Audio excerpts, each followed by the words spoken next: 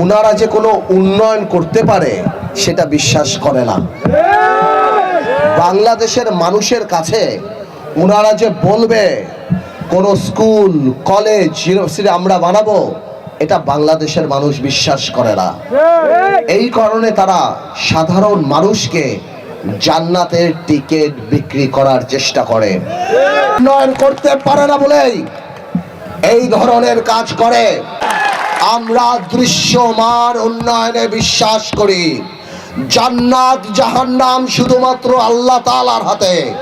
আপনাদের কাছে অনেক প্রার্থী এসে বলতে পারে আমরা ভোলা বরিশাল সেতু বানাবো, আমরা মেডিকেল কলেজ করব, আমরা কলকারখানা করব, কিন্তু আমি আপনাদেরকে জিজ্ঞেস করতে চাই, বুকে হাত দিয়ে একবার নিজেকে জিজ্ঞেস করেন, আপনারা কি তাদের কথা বিশ্বাস করেন?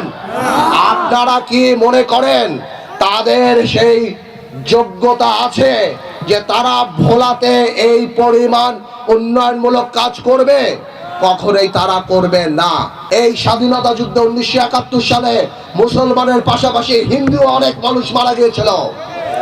এই দেশ হিন্দু মুসলমান সকল ধর্মের দেশ। এটা এমন দেশ বাংলাদেশ যেখানে মানুষ হিন্দু মুসলমান সবাই একসাথে একই ছাদের নিচে একই আকাশের নিচে নির্ভয় থাকতে পারে।